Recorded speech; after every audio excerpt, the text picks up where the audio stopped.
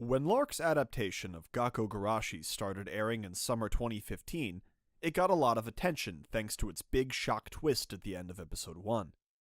The show drew you in with a really clever bait and switch that turned the expectations of any unwary viewer on their head.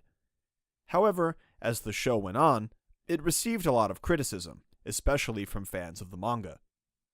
Not that many people thought the show was outright bad, though there were some, but rather that the show was not all it could have been. This largely stemmed from the heavier role of Taromaru. In the manga, Taromaru was barely an element at all. He appeared for just one chapter in which the girls found him, he got bit, and then Megune had to put him down. In the anime, however, Taromaru plays a much more central role. He's with the club for the majority of the series, and many gags center around him. There was a reason for this, which I'll get into later, but in order to examine what the anime does well, let's first examine what the manga does well. The most striking element by far of the manga is its visuals. Yes, the story is interesting, but it's not much different from the majority of zombie fiction out there.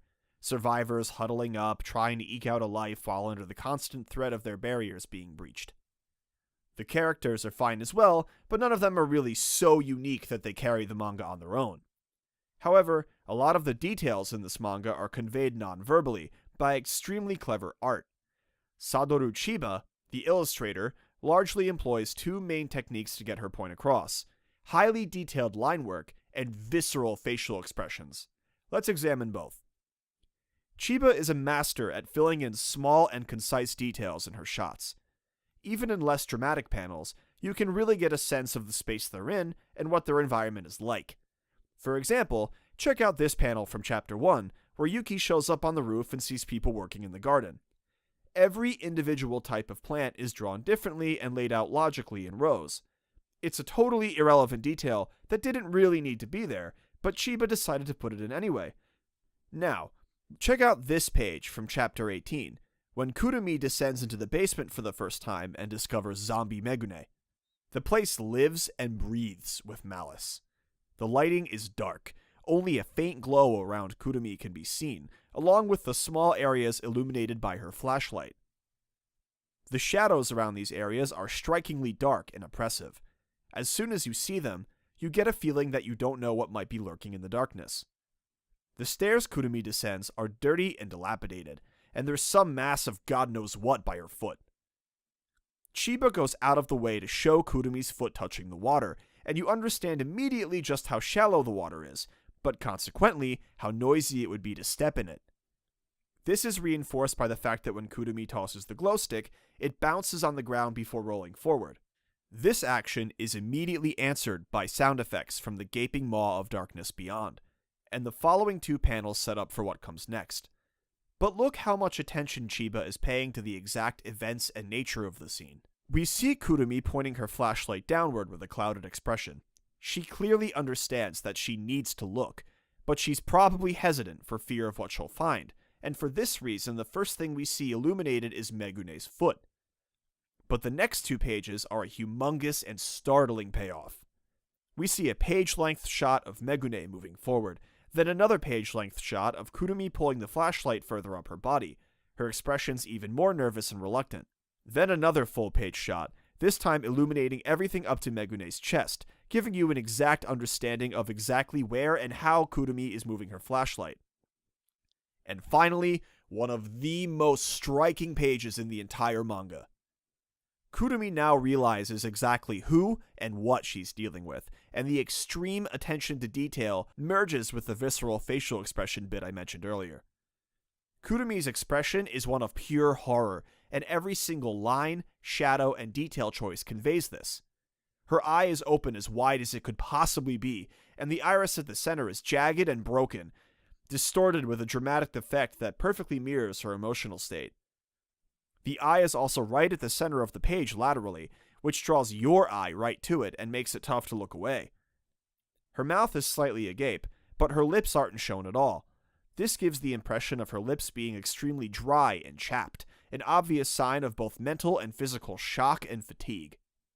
Kurumi's teeth are also showing, which is a very rare trait for anime characters in general beyond the close-toothed grimace.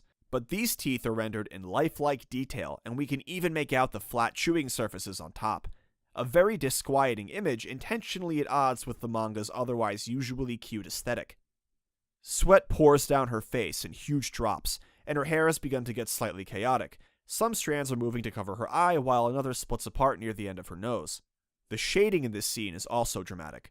The bottom of her neck is deeply black, but it's still scratchy and unclean with bits of white showing through. The rest of her neck is shaded with a cross-hatching technique, which loosely extends to her clothes. All of these details work flawlessly together to create a sense of dread. Even if you had no other context, this panel is extremely effective at conveying just how Kurumi is feeling in that moment. But it doesn't end there. The adjacent panel shows Kurumi's pen light falling into the water. This pen light is also rendered in striking detail, with the clip and button regions shown clearly and realistically. The water dynamics are excellent as well, with the splash effect and droplets of water splaying out around the pen light to give you a sense of speed and direction in which the pen light fell. Kurumi's shoe is in this frame, and it's just as dirty and unsettling as everything else. Her black sock is rendered with the same sketchy dark shading as the darkest parts of Kurumi's neck. On the surface of the shoe you can see scuff marks, nearly indistinguishable from the shadows due to the darkness of the environment. There are shadows creeping up Kurumi's leg, which informs us that the main light source in this shot is not the pen light, which is currently face down, but the glow stick on the ground nearby. Even the sound effects are carefully drawn to add to the sense of dark unraveling in this shot. The katakana are drawn with rough dings and nicks on them, as if they were old objects that have been beaten up over time. And yet, the next page takes us back to the clubroom.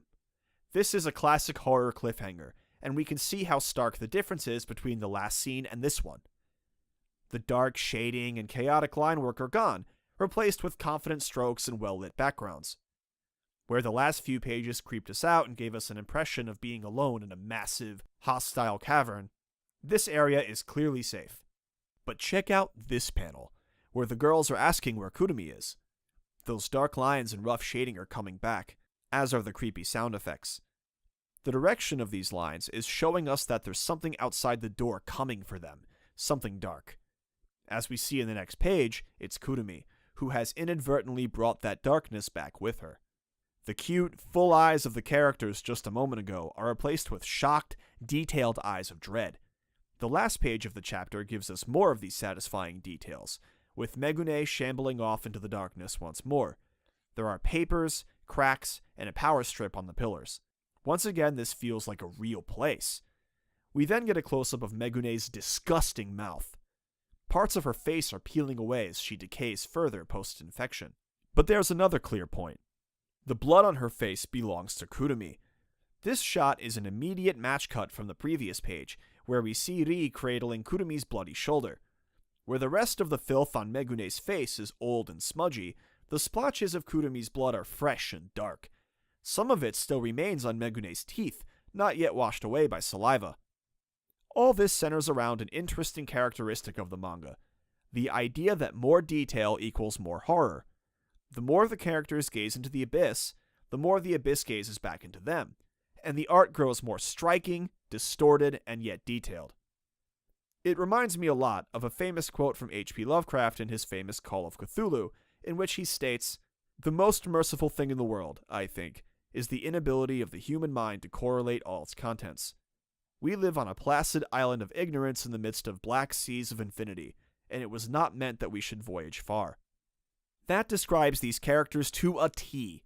When they're not facing the darkness that lurks beyond their clubroom, Chiba's art is cute, polished, and bright. But things quickly change as the situation grows more dire. This happens in plenty of other panels throughout the manga as well. One particular detail I picked up on often is that Ri's face starts to look worse and worse throughout the story as her mental state declines. And of course, there's the obvious idea that this whole concept directly mirrors Yuki's emotional state itself. Everything's all hunky-dory as long as she doesn't think too hard about what's going on around her. And that brings us to another strength of the manga: the characters. Every single character in the manga's principal cast, which is admittedly small, brings something interesting to the table. But the important thing is that while they all seem to fall into certain archetypes, every one of them is more complicated than their usual counterparts. The obvious one is Yuki, whose overly Genki attitude is a heavily exaggerated version of her main personality constructed to cope with her surroundings. She's almost like a Hirasawa Yui if Hirasawa Yui had some sort of deep-seated PTSD she was dealing with. You can see in recent chapters that she's calmed down quite a bit, sometimes acting more rationally or intelligently than the other characters, now that she's accepted the truth of their predicament. Mii-kun often acts as her foil, projecting a sense of responsibility and calm logic, but there's an unpleasant underside to this too. Mii-kun is constantly tormented by guilt over what happened between her and her friend Kei, who is revealed to have been turned into a zombie when the girls all left the school, though nobody but Mii-kun knows this. A big part of the reason why she acts so correctly all the time, so to speak, is because she's trying to be vigilant and prevent another debacle like that from happening again. Kei's words to her as she left were harsh, and Mii-kun never really forgets them. Kurumi, meanwhile, is also suppressing her fear with an upbeat facade, though perhaps she's the most true to her feelings of the group.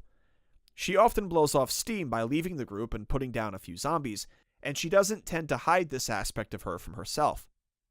Her recklessness and tendency towards self-endangerment is a clear sign of despair, as are her recurring nightmares about the last day before everything went to shit.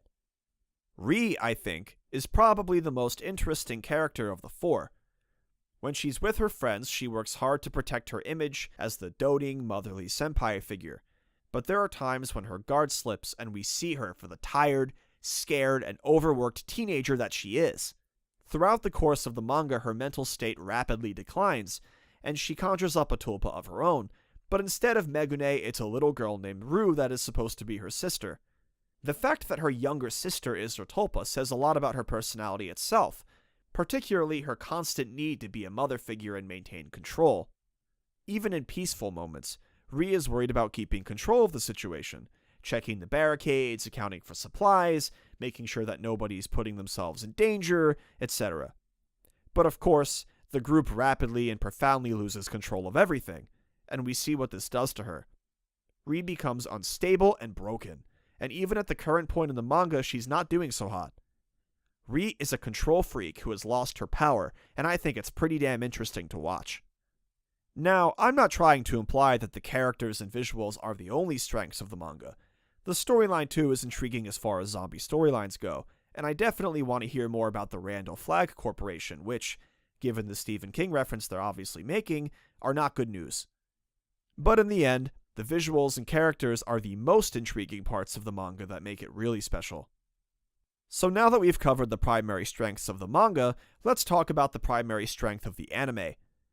I'll start off by saying that I'm not going to compare it to the parts of the manga that take place after the anime ends, as it's not really fair to use that as a barometer with an animated adaptation, so I'll only be comparing it with the manga up to the graduation chapter.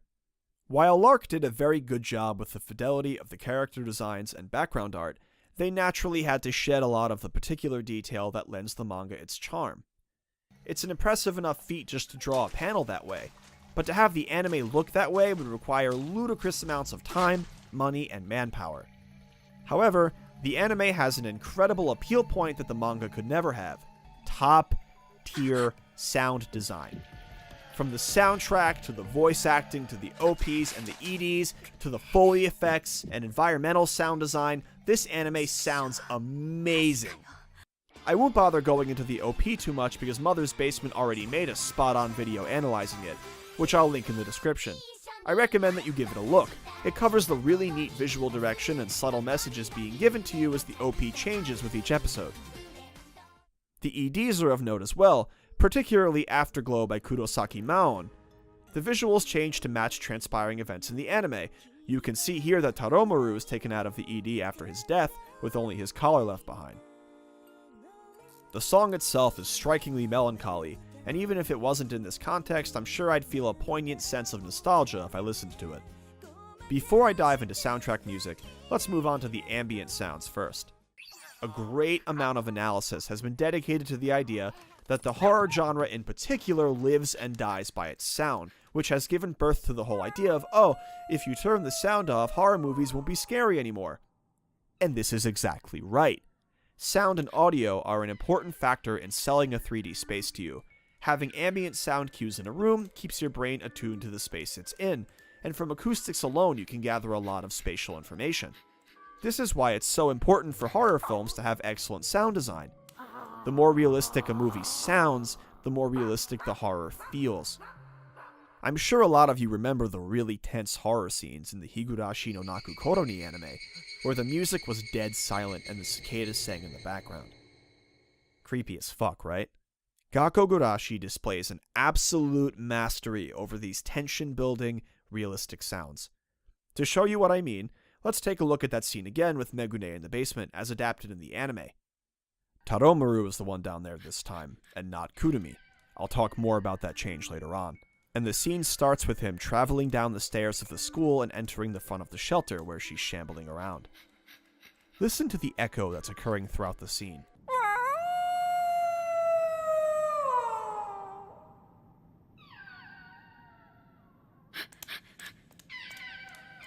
When Taromaru howls and he thinks another dog is howling back, this is presumably his own echo, the noise is eerie and indicative of a large empty space, like an empty school at night.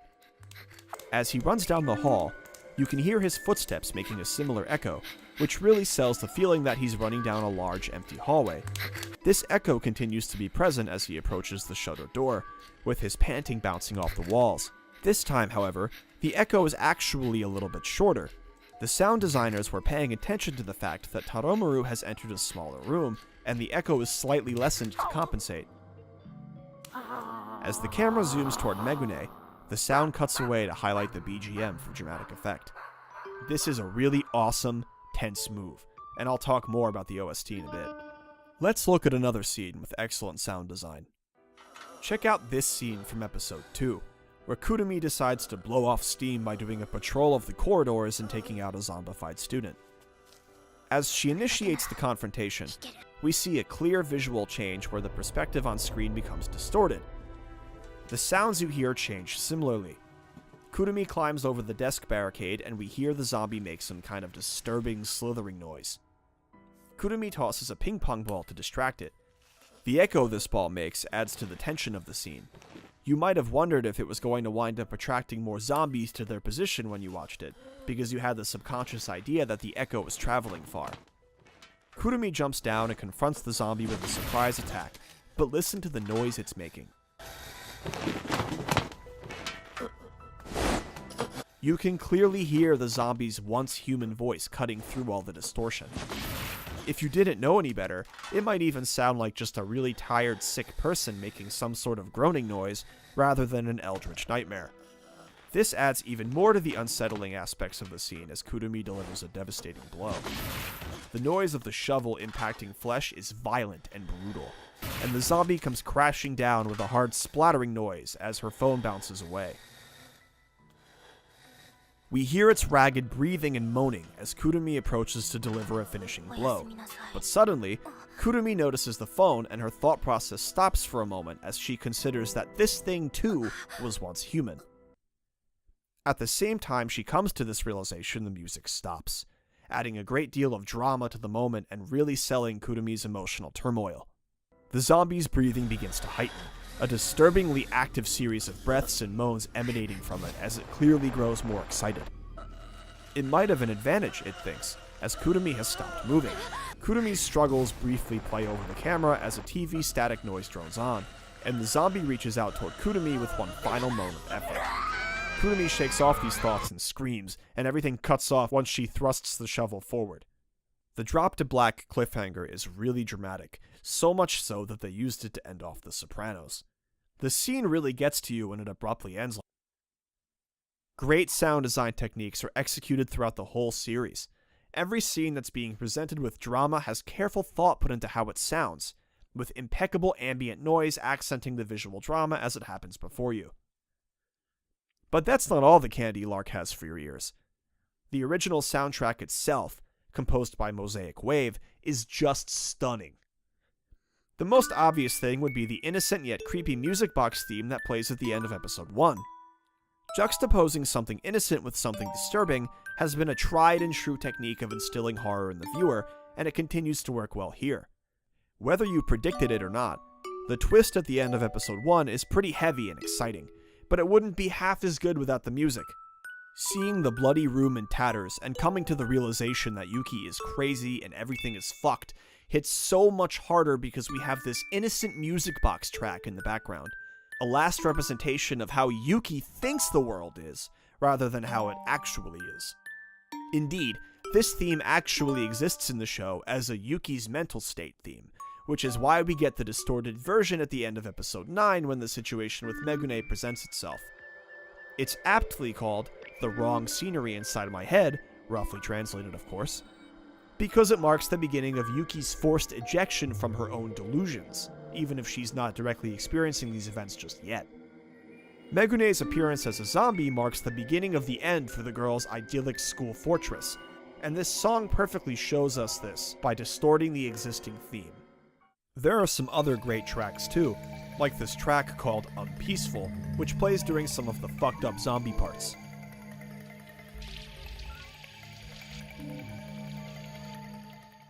Also of special note are the tense situation tracks. Tracks where the show isn't in full-on fear mode, but the situation is negative. Many of these tracks are very emotional, with strong piano melodies invoking deep melancholy. Speaking of melancholy, holy shit, I would be remiss to not mention the ending theme of episode 4 here. It's a sad jazz track called "We Took Each Other's Hand," and it plays over a black and white montage of Kei and Miki experiencing their daily life together. It's heavy, and it hits hard given what you just saw with Kei leaving Miki's side earlier in the episode. It should also be noted that this song is used again in episode 11 as diegetic music while Miki fights for her life, which makes the scene much more impactful. The cutesy slice of life tracks really aren't anything all that special, just your standard poppy upbeat synth-driven fare, but the horror tracks are hands down the best scary BGM tracks I have ever heard in anime. Moving on from sound, let's talk about Gakkou Gurashi's visual direction. The anime was directed by Masaomi Ando, I really should have mentioned this earlier, who up until now has mostly just done individual episode direction. His first series as a director from start to finish was White Album 2, but then he went on to direct most of Muv-Luv Alternative. His works also include episode direction on Zammed, Vampire Knight, and episodes 9 and 12 of Demon King Daimao. The common links between these are that Ando was able to work with a lot of visual special effects, and that he likes dark tones in his work. You can see why Gakkou Gurashi then would be a perfect fit for his talents, and Ando brought his A-game. Ando frequently employs deliberate camera angles and visual filters to convey character emotion and perspective. For a good example of both of these, let's check out the scene in episode 2 where the characters enter the lower levels of the school to scavenge supplies. When they enter the school's little convenience store, we get more incidences of the camera pulling back and revealing the environment, which is bright and colorful. All of the shots are from the chest level or higher, which combines with the scene color and lighting to convey a clear feeling of safety. Nothing in this space feels threatening. The characters are free to move about and joke around without worrying about being attacked. That all changes as soon as they move to the library. The lights are off, which they bother to explain is because they don't want the light to attract outside zombies. The little convenience store didn't have any windows in it. We get a pan shot across the room, which is dilapidated and far more dirty than the convenience store was. This is very clearly a more threatening space, but everything is okay for a while. However, Yuki goes off alone and Ri catches a zombie moving behind her. As she whirls around in fear, the camera goes blurry for a second before focusing in, mimicking Ri as her eyes focus on the side in front of her. The shot is also carefully set up to take note of the luminous area of the flashlight. The darkness around the beam frames the whole shot, while the light hits the zombie's back. This is a fantastic directorial choice because the zombie being the only thing lit on screen is actually even more frightening. It creates a sensation that the only thing in the room with us is this terrifying entity, but also, God knows what might lurk in the darkness beyond. The camera also jitters a bit, again mirroring Ri's vision with emotional distress, as the human body simply won't keep perfectly still, which is why all those videos you take on your cell phone are a little shaky. We then get a dramatic camera zoom in on the horrified Ri, accompanied by a spooky sound effect, which isn't an amazing transition but gets the job done. The real gold is in this next scene, when the zombie catches wind of Yuki and Megune. As soon as Yuki notices the zombie, the camera pans up to include it in the frame, and this camera pan, along with the vibrant moonlight behind the zombie, served to mimic a sense of awe and intimidation, almost like looking up at a giant. As Megune grabs Yuki and drags her off to hide, the camera moves back over to the zombie, which is rendered murky and out of focus. We then get a really cool shot of the camera from the zombie's perspective, and we can see that their vision is terrible. Everything is overlaid with a swirly spatial distortion, as if it's suffering from extreme cataracts. Unlike the earlier scene where everything was happy and the camera shots were high, the camera shots in this scene are all very low. We see nearly eye to eye with Megune and Yuki, as if we're hiding along with them, and then we get a leftward pan with a low-angle shot that makes the zombie look huge. When the zombie walks by, we're back to eye level with the girls, and we only see its legs as it goes. All of this serves to create a sensation that the zombie is an extremely intimidating presence, and it fucking works. This scene is scary, and it is with a great sense of relief that the zombie is vanquished by the rest of the crew. There are a lot of these instances throughout the series. They occur in nearly every episode where appropriate, whether it's the fluffy and rose-tinged filter over Kurumi's memories at the beginning of episode 2, which then meaningfully turn murky and dark when her zombie senpai closes in, or the widescreen shots that occur whenever we see Megune's memories. Honestly, this video would be double the length if I explained them all, so if you'd like, I recommend giving the series a rewatch with these thoughts in mind. Gakkou Gurashi's story is a lot like other zombie flicks in that it relies on certain key moments to carry your interest. A lot of the in-between is expository preamble, whether it's the supply hunts that further acquaint us with the cast and their specific setting, shots of something going wrong away from the cast to build tension and set up for a future scare, or some other random bullshit. But the real reason everyone keeps watching is because they know that there's going to be that sweet payoff when shit hits the fan and our protagonists have to fend for their lives. Gakkou Gurashi has this payoff in spades. The first instance of this, of course, is the big plot twist at the end of the first episode. Seeing Yuki's delusion broken, along with that innocent music box theme, hooked about everybody who saw it for the ride. Here's an important point. This scene was significantly better in the anime than it was in the manga. In the first chapter of the manga, the twist is pulled after just a few pages with no real setup. Chiba didn't seem to expect anyone to go into the manga without knowing what it really was, so there wasn't any effort at a Madoka-style bait-and-switch. But Ando had a different circumstance. Since he was airing this on late-night TV, a lot of otaku might just tune in and watch without knowing what the show really was, and get taken by surprise. And it worked perfectly. As soon as the first episode aired, people were buzzing over the twist everywhere, and everyone was excited for the ride. Ando led up to the twist perfectly, and there were little clues hidden all over the episode, like the text on the blackboard here, the cracked window there, and Megune's grave marker here.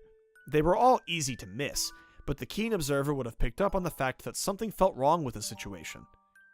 There's also the fact that every other person in the school, other than a few key classmates and the teacher, were drawn as general unfinished silhouettes. None of this happened in the manga, except a shot of Kurumi standing near the grave. It was a fantastic way to hook someone into the series. But even that pales in comparison to the greatest scene in the anime, the Megune scene in the basement. I went on about this earlier, but I can't emphasize enough how well this is done in the show. Having Taromaru discover Megune first added a great layer of fear that wasn't present in the manga. You see, one of the scariest concepts we face is uncertainty. The idea that there's something bad waiting in the wings and you don't know what's going to happen is just scary. It's like looking at a spider, looking away, and then looking back to see that the spider has disappeared. You know it's still there, but you don't know exactly where, and that is fucking scary. And so we see that same fear here. In the manga, Kurumi is the first to discover Megune, and the situation is resolved immediately. Kurumi comes back bitten, and Mii-kun puts Megune down in the basement. But in the anime, it doesn't happen that way. Taromaru is the one to discover her first, and the episode ends on a cliffhanger. The scene itself is so well done. The distorted reprise of the music box theme is creepy and on point. Megune's stumbling is disconcerting, and the lighting has a lot of the same good oppressiveness as the manga chapter did. But having Taromaru be the one down there adds that uncertainty factor, because now we know that Megune is down there, but none of the human characters know. This is a textbook example of dramatic irony being performed right. And when the next episode starts, we're left wondering exactly how the situation is going to play out. And when Kurumi heads down to the basement, we're all on the edge of our seat, because we know what she's going to find down there, but she doesn't. It adds another layer to the horror of the scene that the manga doesn't have. This is a good segue to dig into the real meat that everyone's been waiting for. Taromaru. This little fucker ruined the anime, right? I mean, the manga is great, and he's barely in it at all, so surely the anime would have been better off without him, right? Well, not exactly. Consider why Ando would have made the choice to have Taromaru play such a big role. In the manga, no critical deaths happen before the graduation scene. We had a scare with Kurumi, yes, but we never actually saw anyone get killed in real time save for the flashback of Megune's final moments. But in the anime, Taromaru dies in Miki's arms, and in that instant his significance is clear. Taromaru is a symbol of the girl's safety and innocence, and he's there so that we can watch those things die. Taromaru spends the whole series before episode 9 being at the center of a lot of the girl's shenanigans and comedy. He's always there to brush off Miki or look cute lounging around or whatever, and he always makes the girl smile. Taromaru is one of the last bastions of normalcy that these girls have left, as owning a pet would usually be damn near impossible in a situation like this. However, that innocence will never last.